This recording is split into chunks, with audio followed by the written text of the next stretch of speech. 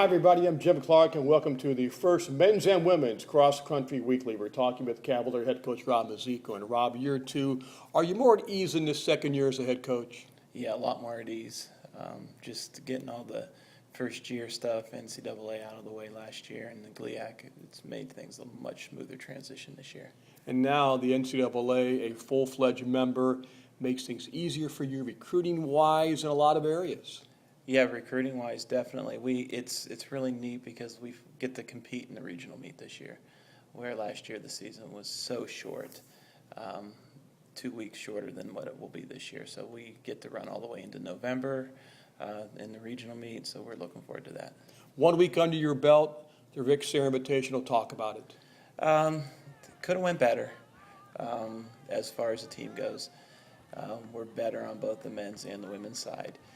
But anyone that was out there saw how strong we are up front, with Justin in the men's race winning, and then with Kelsey winning the women's race. Very exciting. And one of the big things was one of the Jersey Roar days. What a tremendous crop for the kids. They really fed off of that. They really loved seeing all the fans out there watching them run. Yeah, it was something that we'd not experienced before. Not only student body out there, but parents, everybody. I mean, they lined the first 600 meters of the course was lined, and they went around 3 times. And I can tell by the athletes they were feeding off of that. Men's team, talk about top 5 or 6. Obviously, Justin out front. He's doing what Justin's been doing for the last 2 years. Very consistent up front. Gives us that number 1 punch. Looking forward to this weekend and getting a little bit more competition up front at Notre Dame for him. See if he can get in there and mix it in. And last year was 20th, I believe. This year we're hoping for top 10. Number 2, redshirt freshman, non-bi, Najeriki, running well. He suffered a stress fracture early summer, so he's only got about 5 weeks in his legs. So I thought his performance was pretty solid. Justin Eddy, Jackson Zaremba, did not have their best days in our first meet, but if they can become a little bit more efficient, a little bit more relaxed, that's going to be the difference in the team. And then the number 5, hard to believe this early in the season, we were really struggling with some head cold type things. Matt Thiessen, who is usually number 5, at least what we've seen so far, wasn't even near that. And a couple good performances out of 2 of our freshmen. And then Matt Roshak, who was our consistent number 5 last year, was up there as well. So, there's a little bit more depth this year on the men's side, which obviously has us excited about the future. We bring everybody except for Justin Eddy back and Matt Roshak. So there's 2 of them, so we're pretty excited about the future on the men's side. Women's side, really, really young. Kelsey out front as a junior. Once again, we have that front runner. She's improved pretty much from day one, coming on as pretty much a volleyball player in high school, and she's just seen consistent improvement, and she really ran some nice races at the end of track season that has really led to this surge towards the front pack.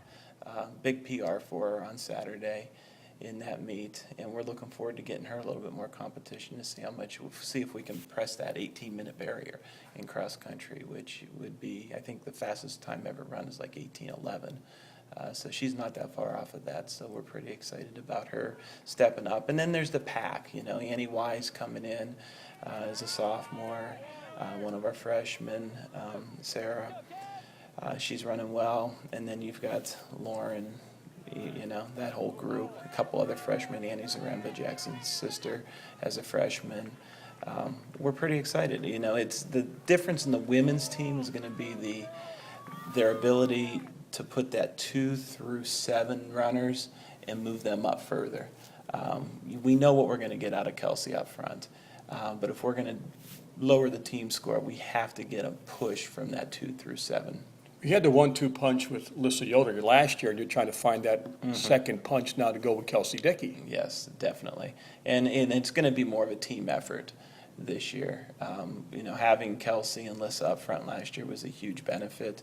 I think Kelsey's probably running a little bit better than what Lissa was at this time last year. So we're a little bit stronger in the 1, but we don't have that number 2 that we did last year. So everyone's gonna have to pick up their role in that 2 through 7 group. And then I think we can see improved team results based on that.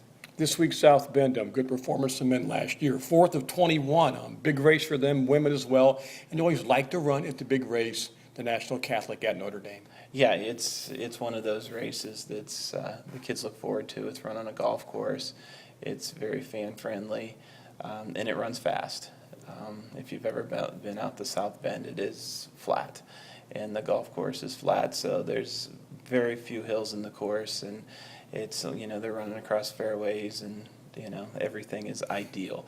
It's almost like a track race on a cross-country course. So they look forward to it because as athletes, they want to see fast times, and this is one of the courses where they can run fast if they're given the right weather conditions. Thanks, Rob. Good luck this week. Well, thank you very much. Appreciate it. I'm Jim Clark. That's Rob Mizicko for our Cavalier cross-country update. We'll talk to you next week.